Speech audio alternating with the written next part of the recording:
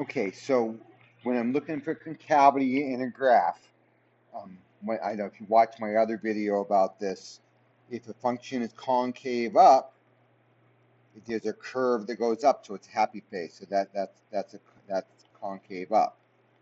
If it's concave down, that's frowny face. Okay, and then we get this whole idea of they don't ask for it here, but they'll also ask you for an inflection point. And what an inflection point is where it changes. So that if there's a concavity change, it'll go something like that. And that means, see here, this function is concave down. It's like this. And then starting here, it's concave up. So that point right there is a point of inflection because it's a change in cavity. So if I look at number 21 here and I try and figure out where is it, let's see, let me get a highlighter here. So what I'm seeing is here. Let me go back and get a line. I'm seeing a concavity change right there. So on this side, okay, on this side is concave up. Actually, I want to do this as green. This is concave up over here, and over here it's concave down. So that tells me that so what I'm going to do when I ask myself when is it concave up, when is it concave down, what interval is it on? Okay, I'll find the inflection point first, if there is an inflection point. In this case, there is, and I see it's at the point 0, 1. So the point of inflection here. Point of inflection is an ordered pair. I'm going to abbreviate.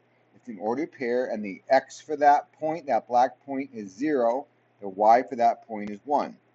Now, when you're talking about concavity, when is it concave up? Well, it's concave up from negative infinity until the point of inflection. So I'm going to say it's concave up from negative infinity until 0. And both those intervals are open because, well, of course, it's not changing out here to the left, and it does change at the right. So at the inflection point, there's no concavity, all right? And then for concave down, we're looking at that red area. So that goes from the point of inflection up to positive infinity. And again, those are open intervals. So inflection point is an ordered pair, a point, and this is an interval, and this is an interval for the up and down. Okay, hopefully that helps. So for this graph, number 22, it's kind of like what we did over here, but notice the inflection point. So I'm going to find the inflection point, and that looks to me like it's right about there. So that ordered pair is x is -1, y is +3. So that's the inflection point, point of inflection. And then I'm seeing it's concave, the function is concave down to the left of that, and it's concave, here, let me go green, concave up to the right of that, and of course the dividing line is going to be right here, that vertical line, x equals -1, which is the x-coordinate of the inflection point. So I see it down, concave down here, so negative infinity until -1. Notice we're talking about the x's, and those are both open intervals. And it's concave up from -1 to positive infinity because it stays concave up for the rest of the term, as far as we know.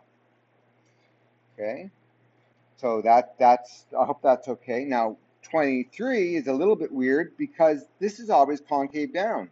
It's concave down over here, concave down over here. It's not continuous. It doesn't look like it's continuous at, I don't know, somewhere between 2 and 3, maybe 2.5, I don't know. But because there's no concavity change, there's no point of inflection. So there's no inflection point because it doesn't change concavity. And then, so this is always concave down.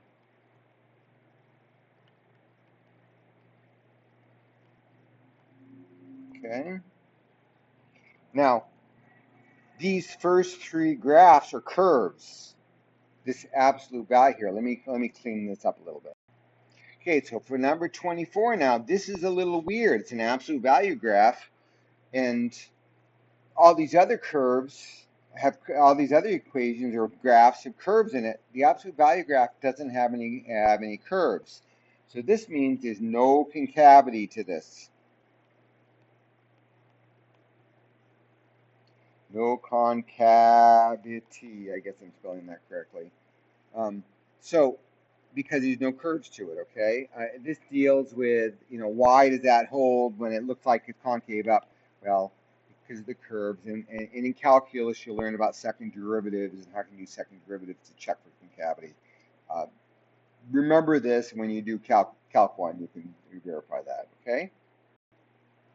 Now, these are just variations of the other ones, and you could certainly make a post about this and have it count, explain that, and make a post about this one and have it count.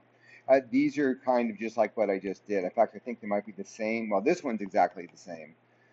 This one's new, and actually you have that answer in the back of the book or out of those questions. So I see some concave up, I see some concave down. Where's the inflection point? I hope you're thinking, oh, it's at -1, or at +1, +2. And to me, that's what I see. And that means it's concave up from where? Well, it should be concave up from -infinity until the point of inflection, which is -1. Is it? No, it's +1. Yeah. And again, open intervals. And concave down is from that last point, last x coordinate on the inflection point up to +infinity. Okay, I hope this helps decide how to figure out when something concave up, concave down, and points of inflection.